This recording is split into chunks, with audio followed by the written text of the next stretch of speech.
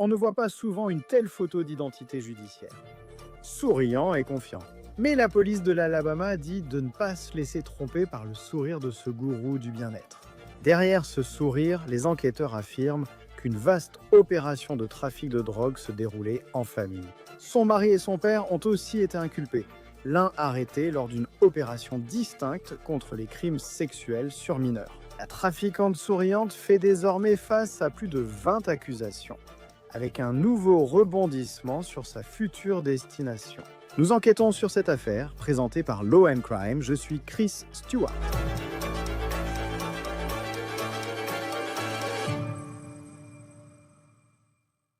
Quand on voit comment une prévenue pour trafic de drogue aborde cette affaire et qu'on regarde les accusations auxquelles elle fait face, on ne peut s'empêcher de se demander qu'est-ce qu'elle sait que nous ignorons.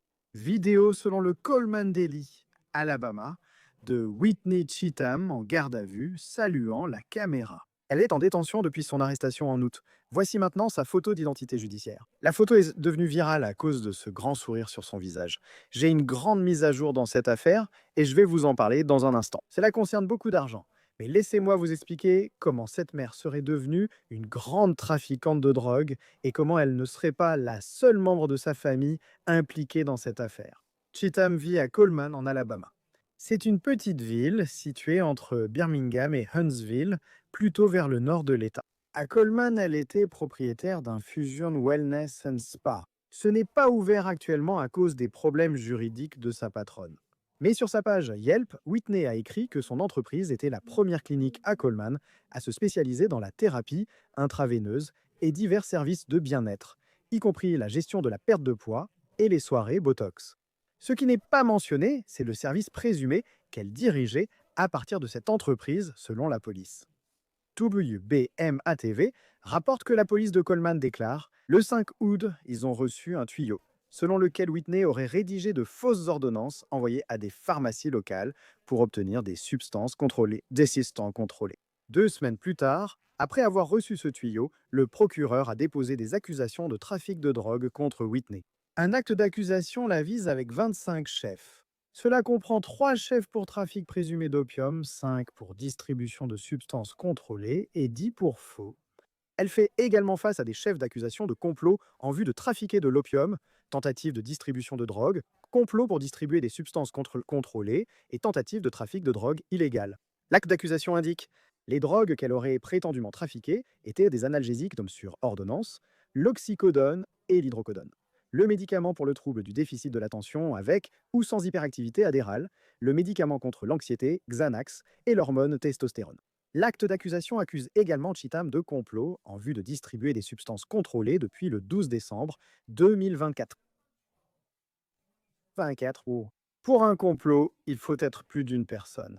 Et c'est là que cette histoire prend une autre tournure, et cela devient une affaire de famille, prétendument.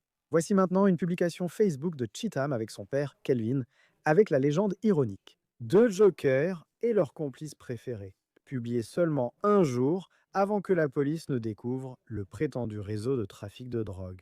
Le 4 septembre, quelques semaines après l'arrestation de Whitney, son père s'est rendu aux autorités. La police le considérait en fuite depuis le 18 août, 2 jours après l'arrestation de sa fille.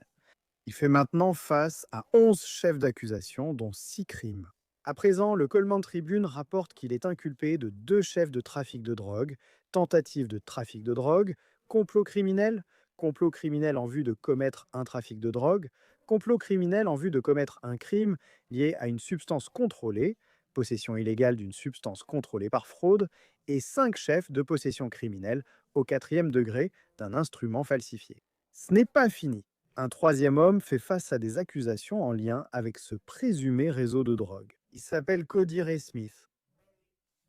Il a été arrêté 2 jours après Cheatham, sa femme dont il serait séparé. La police dit qu'il a été arrêté et inculpé de 11 infractions, dont 6 crimes, tout comme son beau-père dont il est séparé. Cela inclut la conspiration criminelle pour commettre une infraction liée à une substance contrôlée. On ignore si Smith et Cheatham sont toujours mariés légalement malgré ces accusations, mais nous découvrons plus sur le casier judiciaire du père de Cheatham et de son époux. Et franchement, leur passé criminel est troublant, et cela n'a rien à voir avec la drogue. Selon CBS 42, Kelvin Cheatham a été arrêté et inculpé en 2008 pour viol au premier degré et sodomie au deuxième degré sur mineur. Il aurait plaidé coupable à une accusation mineure de conduite sexuelle inappropriée et purgé 6 mois de prison. Cody Smith a été arrêté en mai de cette année dans le comté voisin de Blunt pour des accusations de trafic d'enfants, selon WBRC-TVS. Et il aurait été arrêté lors d'une opération contre l'exploitation des enfants, impliquant Chris Hansen, que vous voyez souvent ici sur Law on Crime. Le 29 mai, il a été arrêté et accusé de traite d'êtres humains, d'infractions sexuelles sur mineurs, de sollicitation électronique et de déplacement pour rencontrer un enfant à des fins sexuelles. Ces accusations sont très différentes de celles liées au réseau auquel il est accusé d'avoir participé avec Whitney Cheatham, qui est devenu viral pour avoir affiché un immense sourire lors de son arrestation.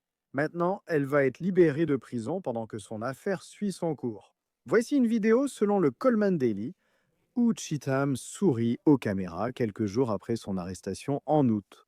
Il y a seulement quelques jours, elle a pu payer une caution qui avait été fixée à 1,5 million.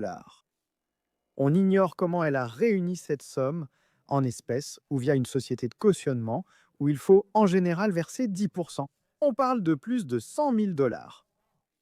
Rejoignez-nous pour en discuter avec l'avocat André Baldwin.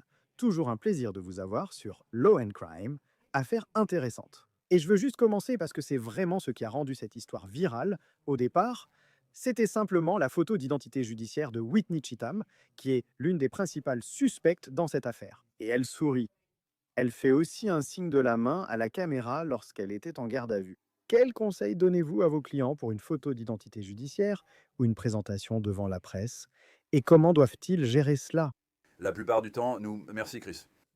Nous ne pouvons pas conseiller notre client avant son arrestation. Arrêter, leur photo d'identité judiciaire est souvent prise sans que leur avocat soit présent ou informé, parce que nous sommes engagés après coup. Mais il y a des occasions comme celle-ci où je pense qu'au moins un ou deux des co-accusés se sont rendus plus tard. Ils ont sûrement eu un avocat. Je leur dirais, ne souriez pas comme votre fille. Le père s'est rendu il y a environ un mois, je crois. Ne souriez pas. Je veux dire, regardez simplement droit vers la caméra. Et vous ne devez pas amener les médias ou le public, certains pourraient finir dans un jury, à avoir une certaine perception de qui vous êtes. Surtout, ne faites pas signe à la caméra en sortant. Cela nous arrive effectivement là où nous sommes engagés, attendant que le client sorte de prison. Nous sortons avec eux et vous savez, on les protège avec sa veste ou autre chose. C'est un peu exagéré. Je leur dis, regarde devant, monte en voiture et pars.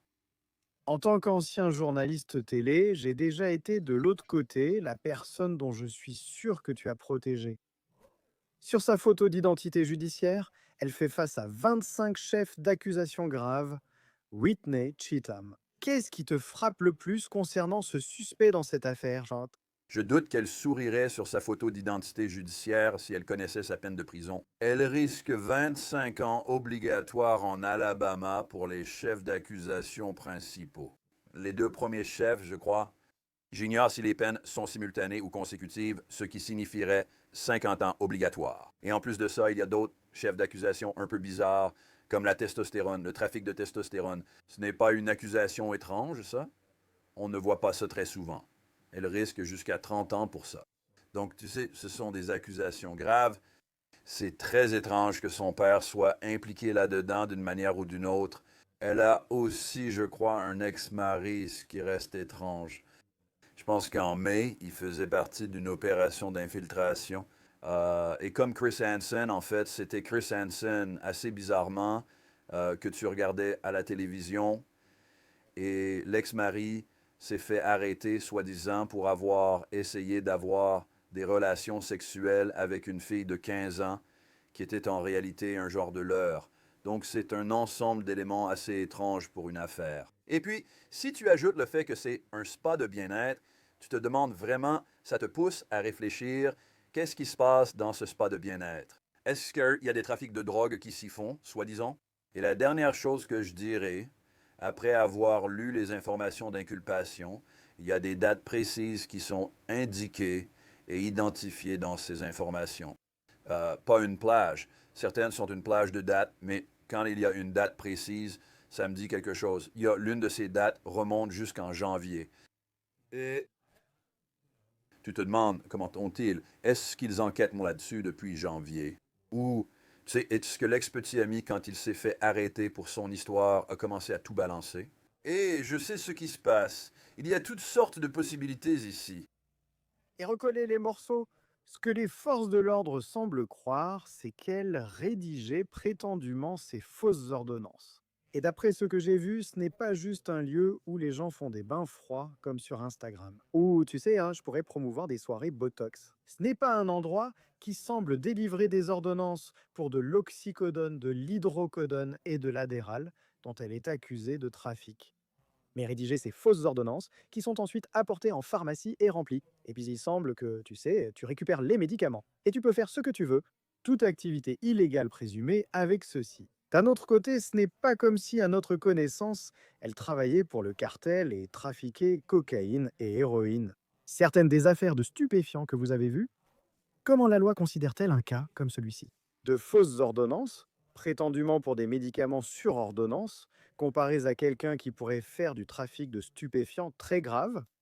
Eh bien, je veux dire, aux yeux de la loi, peu importe ce à quoi vous faites face à la même chose.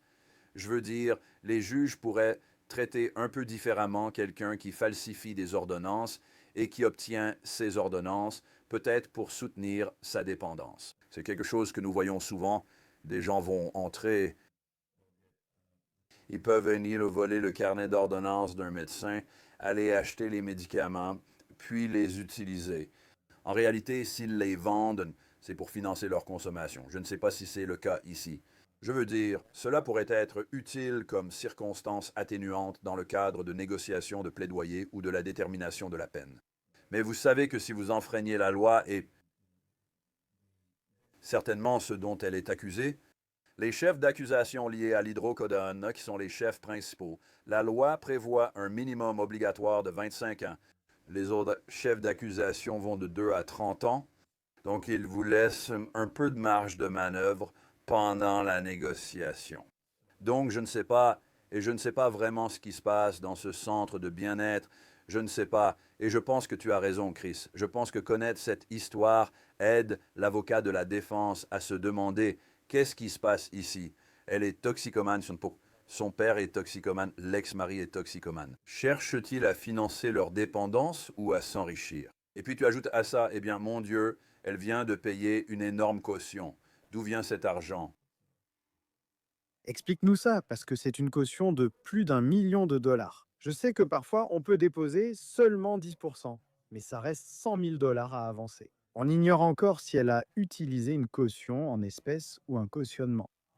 Expliquez-nous ce qu'il faudrait réellement faire pour déposer ce genre de caution. Eh bien, lorsque nous avons des clients avec une grosse caution, ce que nous leur disons, c'est d'essayer de payer la partie en espèces, car vous allez récupérer tout cet argent. Tant que vous vous présentez de nouveau au tribunal et que l'affaire se termine sans que vous ne disparaissiez, parce que lorsque vous payez une caution, dans ce cas 100 000 dollars, si c'est bien ce montant, vous ne reverrez jamais cet argent. Donc, j'aime donner ce genre de conseils à mes clients et vous ne récupérerez jamais cet argent. Donc, si vous allez payer un agent de caution, dites adieu à cet argent, vous ne le reverrez jamais.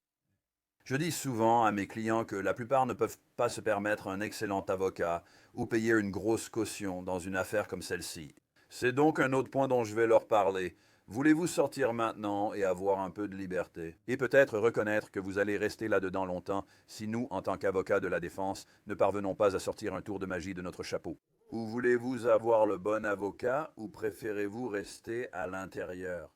Je veux dire, parfois, on n'a pas les deux, donc je vais encore être curieux. Nous revenons à ce qui se passe prétendument, peut-être qu'il ne se passe rien d'ailleurs, il faut en être conscient. Ça pourrait être, elle est innocente jusqu'à preuve du contraire. Mais s'il y a du vrai dans cette affaire en termes de faits, la question pourrait être, est-ce qu'ils s'enrichissent ici, dans cette petite boutique? Et si c'est vraiment une grosse opération de drogue artisanale où ils gagnent de l'argent, c'est ainsi qu'ils ont pu payer un bon avocat de la défense, si c'est le cas, et la caution élevée. Je ne sais pas. Je pense que c'est fait, comme tu l'as dit plus tôt, Chris. Je pense que ça va être crucial. Dans ce cas, 3 accusés impliqués dans la même opération risquent tous de lourdes peines. Il semble qu'ils auraient chacun leur propre avocat. Si tu défends Whitney Cheatham et que tu vois ça sans connaître la dynamique familiale ni leur proximité, assez pour être supposé impliqué, mais je veux dire, comment pourrais-tu utiliser ces autres suspects pour aider ta cliente et sa défense et essayer de la garder hors de prison? Eh bien, chaque fois que tu as des co-accusés, que les accusations commencent, je veux dire, c'est l'ex-mari, j'imagine qu'il a des comptes à régler. On dirait qu'il a divorcé après ce dont on l'accuse avec la fille présumée mineure de 15 ans. Et donc, il divorce. Et maintenant, tu sais, il pourrait avoir des comptes à régler. Peut-être qu'il est amoureux d'elle, d'un autre côté, et c'est sa façon de prouver son amour. Le père était en liberté sous caution, ou plutôt, il n'était pas en liberté sous caution, il était simplement en cavale pendant environ un mois avant de se rendre. Alors, que se passe-t-il en coulisses?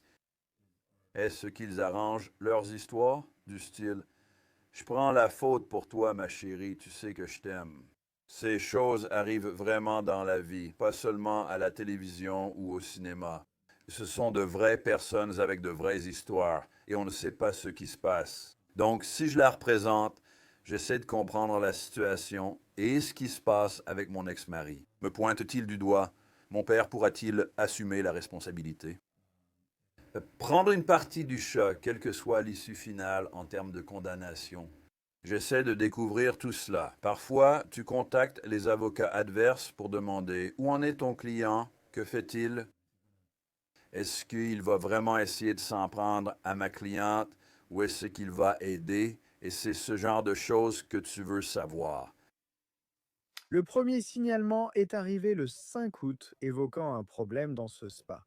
Elle a ensuite été arrêtée. Je pense que c'était le 16 août, soit environ 11 jours plus tard, moins de 2 semaines après. Quel type de preuves, dans une affaire comme celle-ci, les procureurs devraient-ils avoir? Si elle rédige de fausses ordonnances, cependant pour obtenir ces substances contrôlées, ces stèles contrôlées, disponibles uniquement sur ordonnance, c'est grave. Mais l'oxycodone est un médicament assez sérieux à, vous savez, vendre à quelqu'un prétendument qui n'a pas d'ordonnance pour cela. Quel type de preuves les procureurs doivent-ils avoir dans ce genre d'affaires pour obtenir une condamnation? Ces choses sont préjudiciables. Ce sont des choses extrêmement... Quand j'ai commencé à exercer il y a 32 ans, il n'y avait pas de téléphone portable avec des données de géorepérage, ni de messages, textes entre vous et différentes personnes. Et même si vous essayez d'effacer ou de supprimer ces choses, elles apparaissent toujours lors des extractions de téléphone. Donc je récupérais les téléphones. Vous chercheriez un certain type de registre qui montre où vont les choses, d'où vient l'argent et où il part. Vous chercheriez les drogues elles-mêmes. Je veux dire, si vous avez de l'hydrocodone et que vous n'êtes pas médecin et que vous avez une grande quantité d'hydrocodone dans votre entreprise, vous devez expliquer cela. Donc je chercherai ça. Vous savez, c'est encore une fois curieux qu'une des accusations qui a attiré mon attention, même si je pense que c'est une accusation mineure, remonte au 30 janvier de cette année 2025. C'est sûrement après avoir reçu les informations. Mais comment ont-ils remonté le temps? Ça me dit qu'ils ont des ordinateurs avec des informations dessus.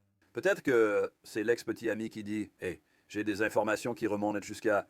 C'est une entreprise qui existe depuis très très longtemps. Donc, ce sont le genre de choses que, s'ils sont intelligents, la police essaiera aussi de relever les empreintes digitales sur toute drogue emballée pour être sûr.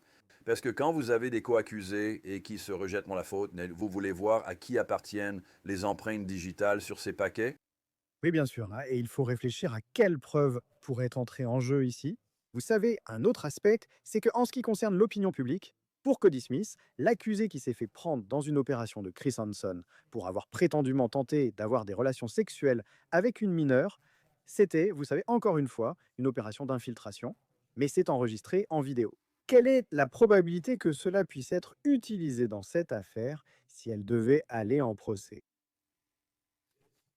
Il est difficile de croire que cela ferait réellement partie d'une présentation de preuves lors du procès. Tout simplement parce que c'est ce qu'on appelle une preuve 404B, c'est-à-dire une preuve d'acte répréhensible antérieur. Cela ne semble pas lié à la question de savoir si des drogues, Un lien inconnu est peu probable, mais certaines utilisations sont autorisées selon la règle 404B. Et si vous êtes moi avec son avocat, vous pourriez dire « Et la raison pour laquelle il essaie de se sortir de son propre pétrin ici, voilà quel est son pétrin. Il a été accusé d'avoir tenté d'avoir des relations sexuelles avec une fille de 15 ans. Et donc il m'a piégé afin d'alléger ses propres accusations, ou quelque chose comme ça, ou dans une tentative désespérée d'échapper à ses accusations. Peut-être que c'est comme ça que vous pourriez essayer de l'introduire. Mais la plupart des juges ne vont pas permettre que quelque chose comme ça vienne brouiller l'affaire principale, celle des accusations de drogue. Et puis c'est pour revenir à Whitney Cheatham, parce que quand on pense à quelqu'un qui est un trafiquant de drogue, on pense à Pablo Escobar. Elle ressemble à une femme au foyer de l'Alabama. Je ne crois pas qu'elle ait un casier judiciaire avant cela. Bien sûr, on aimerait croire que la loi s'applique à tout le monde en fonction des faits et que l'apparence ou le comportement de quelqu'un n'influence pas la façon dont un jury les perçoit. D'après son profil, c'est le genre de personne à laquelle on ne penserait pas. Un avocat pourrait alors demander si cela influe sur sa défense d'être accusé de trafic de drogue. À quel point cette défense serait-elle efficace si son avocat essayait de la présenter de cette manière? Je pense que ça pourrait être efficace, surtout si vous désignez encore les deux autres gars. Parce que vous savez, peut-être que ces empreintes digitales sont, vous savez, encore une fois, ce ne sont que des allégations, mais peut-être que ces empreintes digitales, au sens propre, sont sur des objets, ou peut-être que ces empreintes, au sens figuré, sont partout dans l'affaire. Cela amène une personne à penser qu'elle y est liée. Pourtant, vous savez, elle est contrôlée par un ex-mari et un père qui, apparemment, a aussi son propre passé criminel. Et vous pourriez le présenter comme ça. Je veux dire, encore une fois, il sera difficile d'introduire ces accusations criminelles passées ou actuelles contre l'ex-mari et le père. En tant qu'avocat de la défense, si vous persuadez un juge d'inclure ces éléments au titre du 6e amendement, vous pourriez présenter votre cliente comme contrôlée par ces personnes. Ne la condamnez pas, mais condamnez les vrais coupables, l'ex-mari, le père. C'est une affaire très intéressante. Il y a beaucoup de niveaux. André Baldwin, avocat de la défense pénale, avocat plaidant, c'est toujours un plaisir de vous avoir sur Law & Crime. Merci d'avoir discuté de cette affaire avec nous. Ravi de vous voir, Chris, merci. C'était l'affaire présentée par Law & Crime. Abonnez-vous à notre chaîne YouTube et Spotify. Je suis Chris Stewart. On se retrouve la prochaine fois.